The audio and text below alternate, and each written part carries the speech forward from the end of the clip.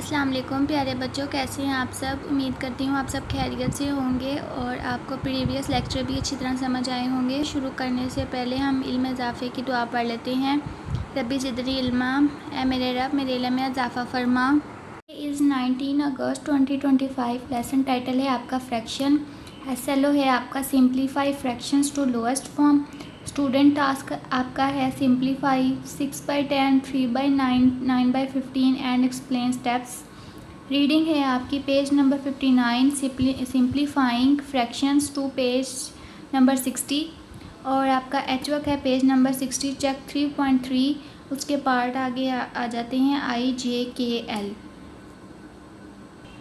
Okay बच्चों, आज हमारा न्यू टॉपिक है पेज नंबर 59 पर सिंप्लीफाइंग फ्रैक्शन। इसकी मैं रीडिंग स्टार्ट करती हूँ कि सिंप्लीफाई मतलब क्या है, हमारा टॉपिक क्या कह रहा है। Simplify fraction means, simplify fraction का मतलब है to write a fractions in a form. हम फ्रैक्शन को इस तरह लिख सकते हैं where it's nominator and denominator can not be further divide by any number except 1। जहाँ पे हमारा नोमिनेटर और डिनोमिनेटर को हम मज़ीद डिवाइड ना कर सकें बजाय सिर्फ एक नंबर के, एक्सेप्ट 1, सिवाय एक नंबर के हम किसी और नंबर के साथ उसको डिवाइड ना कर सकें मज़ीद। This means the nominator and denominator have no common factor other than 1। इसका मतलब ये है कि आपका नोमिनेटर पार्ट और डिनोमिनेटर पार्ट का दोनों का कोई कॉमन फैक्टर ना हो, सिर्फ एक 1 के अलावा। ठीक है, जैसे एक एग्जांपल है पेज नंबर 60 पे फर्स्ट पे कि आमर has a water bottle of capacity 2/3 litre.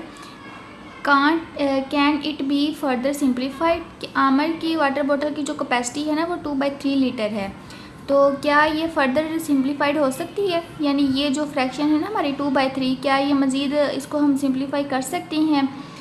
तो we can see that 2 and 3 have no common factor. 2 हम देख सकते हैं कि 2 और 3 का कोई कॉमन फैक्टर नहीं है सिवाय एक 1 के, which can divide them further.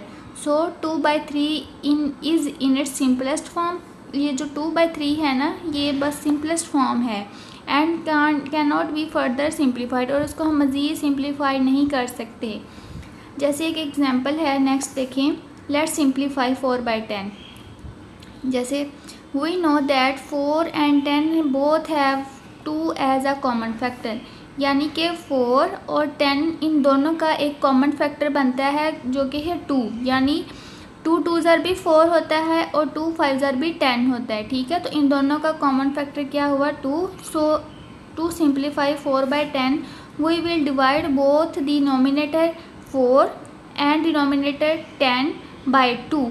मतलब क्या किया है यहाँ पे देखें कि नोमिनेटर पार्ट को 2 के साथ भी डिवाइड कर दिया है और डिनोमिनेटर पार्ट को भी 2 के साथ डिवाइड कर दिया है। क्यों? क्योंकि ये दोनों एक तो मज़ीद कहने के सिंपल फॉर्म बन सकती है इन दोनों इस फ्रैक्शन की, और ये दोनों नंबर जो हैं वो एक ही नंबर के साथ जो है वो डिवाइड हो रहे हैं, तो ये सिंपलेस्ट फॉर्म इनकी बन रही है।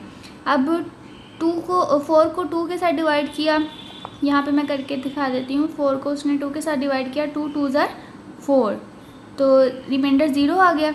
इसका मतलब ये भी डिवाइड हो गया 4 हमारा। इसी तरह से यहाँ पे 10 है, 2 5s 10, रिमाइंडर 0, तो ये भी मज़ीद डिवाइड हो गया। तो हमारी जैसे हमारी फ्रैक्शन है वैसे हमने लिखना है कि 2/5 मज़ीद अब डिवाइड नहीं हो सकता। ठीक है, 2 और 5 का मज़ीद कॉमन फैक्टर नहीं हो सकता, तो इसका मतलब ये है कि 4/10 की सिंपलेस्ट फॉर्म क्या आई है 2/5। सिमिलरली हमारी ये वाली जो एग्जांपल है ये भी हमने ऐसे करनी है। अब आ जाएं आप चेक 3.3 पे। क्वेश्चन नंबर 1 का ए पार्ट मैं आपको करके दिखाती हूँ सॉल्व। क्वेश्चन नंबर 1 का ए पार्ट मैं कर रही हूँ स्टार्ट। सोल्यूशन आप लिखेंगे सबसे पहले, उसके बाद ये फ्रैक्शन लिखेंगे नेक्स्ट स्टेप में।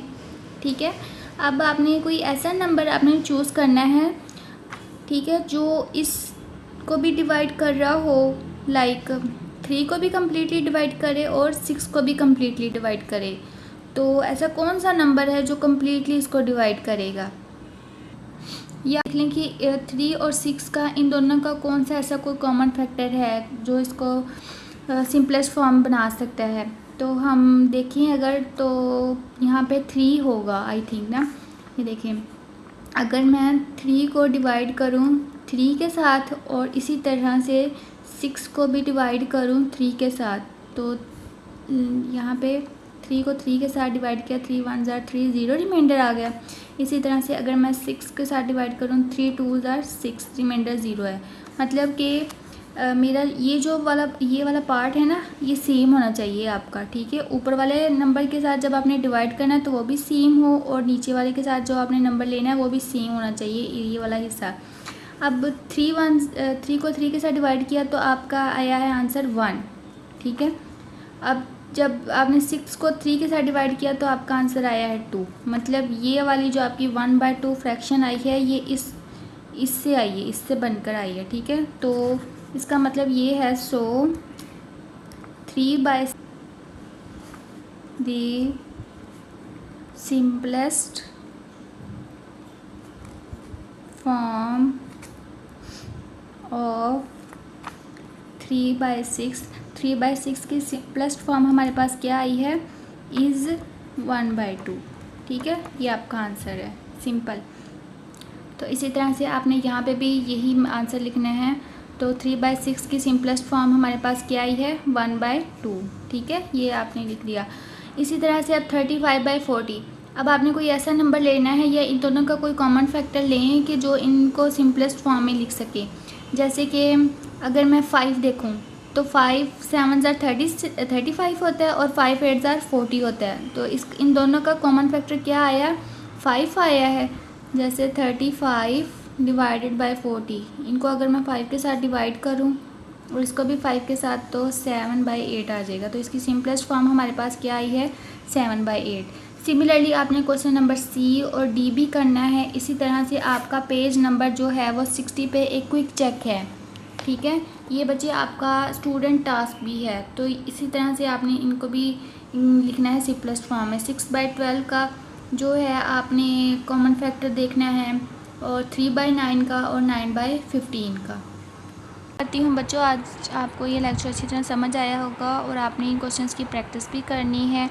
आपने ये होमवर्क अपने KPS के पोर्टल पर शेयर करना है with name, ID and section. फ़ी अमानिल्लाह।